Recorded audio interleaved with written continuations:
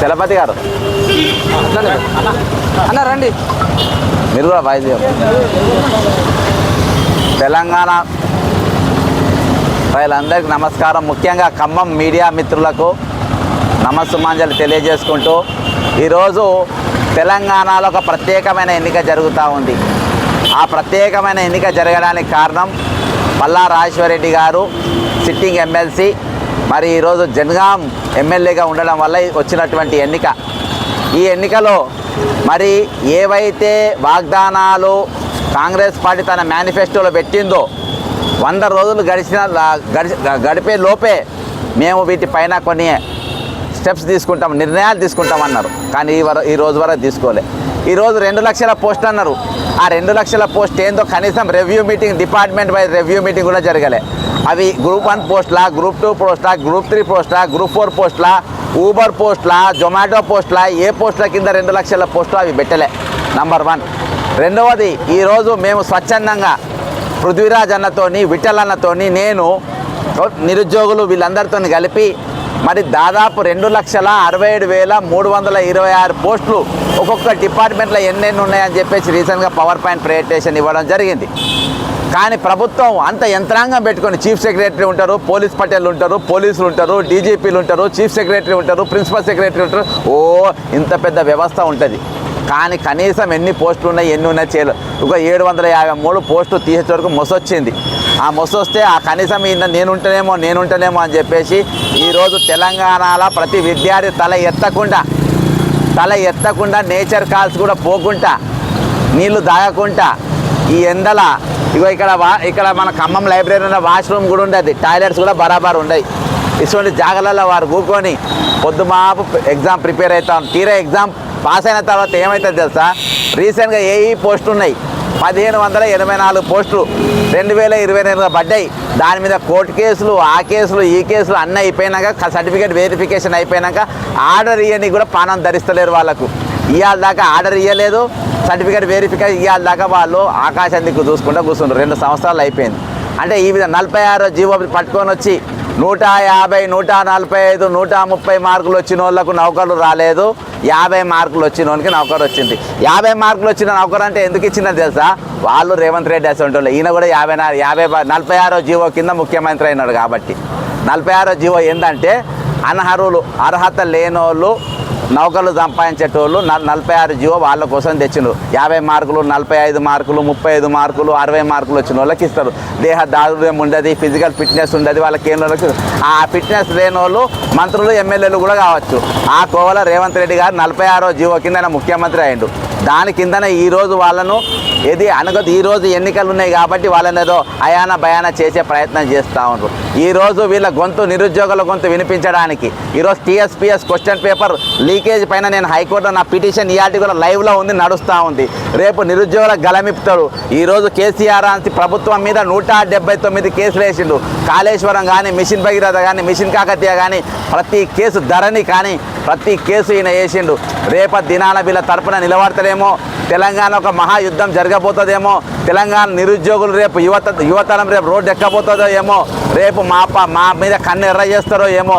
కాబట్టి ఇసొంటోడు గెలవద్దని చెప్పేసి ఈరోజు రేవంత్ రెడ్డి గారు ఒక చికండిని నిలబెట్టిండ్రు. నిరుద్యోగుల పేర్లు చెప్పుకొని, నిరుద్యోగుల పేర్లపైన ఓట్లు అడుక్కొని తిరుగుతూ ఉంటారు. నాకేం ఫరక్ పడేది. అదే కాకుండా అయినా కానీ ఈయననే గెలిచేటట్టుగా ఉన్నాడని చెప్పేసి మళ్ళా నిరుద్యోగులకు సపోర్ట్కి వస్తుందని ఆలోచనతో ఈరోజు నిరుద్యోగ పార్టీ బాజాప్తా వాళ్ళ అభ్యర్థత్వాన్ని రద్దు చేసుకొని నాకు మద్దతుగా వాళ్ళు నిలబడ్డారు.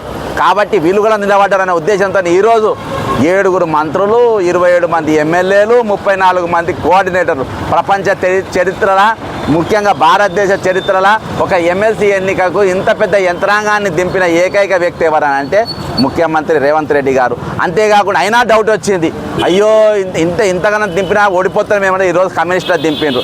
కమ్యూనిస్ట్ ఈరోజు తోకా పార్టీ అయిపోయింది. ఓ రోజు పెద్ద పార్టీ ఉండేది, ఓ రోజు ఉద్యమాలు చేసిన పార్టీ, భూస్వాముల వ్యతిరేకంగా కొట్లాడిన పార్టీ ఈరోజు తోకా పార్టీ అయ్యి ఒక బ్లాక్ మెయిలర్కు నాకు ఓటు వేయకుండా నేను చచ్చిపోతా, నాకు ఓటు వేయకుండా నేను శ్మశానానికి పోతా అని బ్లాక్ మెయిల్ చేసే రేవంత్ రెడ్డికి ఆయనతో ఉన్నటువంటి ఆయన ఇటువంటి స్టేట్మెంట్లు ఇప్పిస్తున్న తీర్మానం మల్లయ్యను దగ్గర ఉండి స్టేట్మెంట్లు ఇప్పిస్తుంది. ఇది రేవంత్ రెడ్డి చెప్తే ఇచ్చిన స్టేట్మెంట్. శ్మశానానికి నాకు ఓటు వేయకుండా శ్మశానానికి పోతా అని ఇప్పించిన స్టేట్మెంట్ రేవంత్ రెడ్డి గారు దగ్గర ఉండి ఇప్పించిన స్టేట్మెంట్.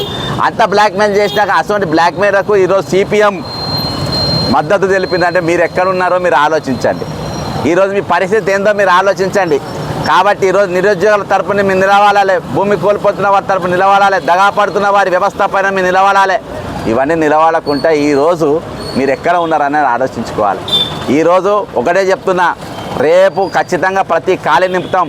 ఈరోజు ఏమంటున్నారంటే అవుట్ సోర్సింగ్ దోపిడీ వ్యవస్థ, ఈరోజు వాళ్ళ శ్రమ దోపిడీ, కాంట్రాక్ట్ ఉద్యోగాలు శ్రమ దోపిడీ, అంతేకాకుండా గెస్ట్ ఫ్యాకల్టీ శ్రమ దోపిడీ.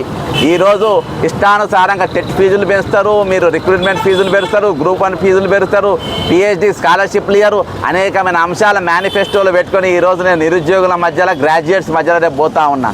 కాబట్టి మీరు అందరూ ఒకసారి ఆలోచించండి. మీరు ఒక్కసారి నాకు నా సీరియల్ నంబర్ 41. ఈరోజు మీరు బేషరతుగా మీరు ఎటువంటి ఆలోచన చేయకుండా మీరు చాలామందిని చేసినారు. 119 ఎమ్మెల్యేల ఒక్క ఎమ్మెల్యే బరాబర్ పనిచేసిన ఈరోజు 5,71,000 అప్పు అయ్యేది కాదు ఈరోజు. కాబట్టి నేను ఎమ్మెల్సీగా, నేను ఎమ్మెల్యేనైతే అవకాశం లేదు, ఎమ్మెల్సీగా చేసిన ఖచ్చితంగా ఈ రాష్ట్రంలో యువతరాన్ని అందరినీ కూడా ఈరోజు రాష్ట్రానికి ఉన్న గొప్ప సంపద అంటే మామూలుగా మన సహజ వనరులు ఉంటాయి. సహజ వనరులు మొత్తం మింగేసారు. ఈరోజు గుట్టలు లేవు, రాళ్ళు లేవు, బాయిలు లేవు, పెద్ద పెద్ద చెట్లు లేవు. 500 సంవత్సరాలు ఉన్న చెట్లు కూడా కొట్టిపడేసారు. ఈరోజు మన దగ్గర తెలంగాణలో ఏకైక వనరులు ఏంటంటే యువతరం. 30 లక్షల మంది నిరుద్యోగులు ఉన్నారు. ఆ వనరులు చాలు ఈరోజు తెలంగాణ మళ్ళీ బాగు చేసుకోవడానికి. ఆ వనరులను సరి అయిన రీతిలో వాడే విధంగా, సరి అయిన వీధిలో వాళ్ళని నడిపించే విధంగా ఈరోజు ప్రభుత్వాన్ని బెండ్ చేస్తాం, వాళ్ళని ఒక దారికి తీసుకొస్తాం, వాళ్ళ మీద ఒత్తిడి తీసుకొస్తాం, మా గొంతు వినిపిస్తాం, మా గలం వినిపిస్తాం. ఈరోజు ప్రతి పోరు ఈరోజు సిపిఐ కానీ, సిపిఎం కానీ, ఎంఐఎం కానీ, కాంగ్రెస్ కానీ, బీజేపీ కానీ, బీఆర్ఎస్ కానీ ఎవ్వడు కూడా మొన్న 3 సమావేశాలు జరిగితే మేడిగడ్డ ఏది కుంగిపోయింది దాని కాంట ఎల్ఎన్టీ అని అంటారు, కానీ మేయా కృష్ణారెడ్డి పేరు తీసే దమ్ము కూడా లేదు. నేను ఒకటే చెప్తున్నా రేవంత్ రెడ్డి గారికి, వీళ్లకు ఈరోజు నిరుద్యోగుల సాక్షిగా చెప్తున్నా, నేను ఎన్నికల బారిన తప్పుకుంటా, నేను ఎన్నికల పోటీ చేయ, మీకు మద్దతు చెప్తా, ఏమనద్దు. ఇక్కడ ఈ లైబ్రరీ ముందు మేఘా కృష్ణారెడ్డి అనేటోడు దొంగ. మేఘా కృష్ణారెడ్డి కాళేశ్వరం పేరు మీద 150,000 దోసుకున్నాడు. మేఘా కృష్ణారెడ్డి అనేటోడు 45,000 కోట్ల రూపాయలు మిషన్ భగీరథ మీద దోసుకున్నాడు. మేఘా కృష్ణ అనేటోడు మా బడి మా ఊరు పేరు పైన దాదాపు కొన్ని లక్షల కోట్లు దోసుకున్నాడు. వాడు దొంగ. ఆయన మీద ఎంక్వైరీ చేస్తామని దమ్ముంటే ఒక్క స్టేట్మెంట్ తీర్మానం మల్లయ్య గారు కానీ, రేవంత్ రెడ్డి గారు కానీ ఒక్క స్టేట్మెంట్ మీరు ఇక్కడ ఇవ్వండి. ఈ లైబ్రరీ ముందు ప్రామిస్ చెప్తాను, 2వ నిమిషం నేను తప్పుకుంటా, 2వ నిమిషం నేను ఎన్నికలు తప్పుకుంటా. నీకు మంత్రులు అవసరం లే, నీకు ఎవరు అవసరం లే, నేనే నీకు ఓటు ఏమని తిరుగుతాను. మీకు దమ్ముంటే ఆ స్టేట్మెంట్ ఇవ్వండి ఫస్ట్. మీ దమ్ముంటే ఆ మీరు అంత పెద్ద మాయకులు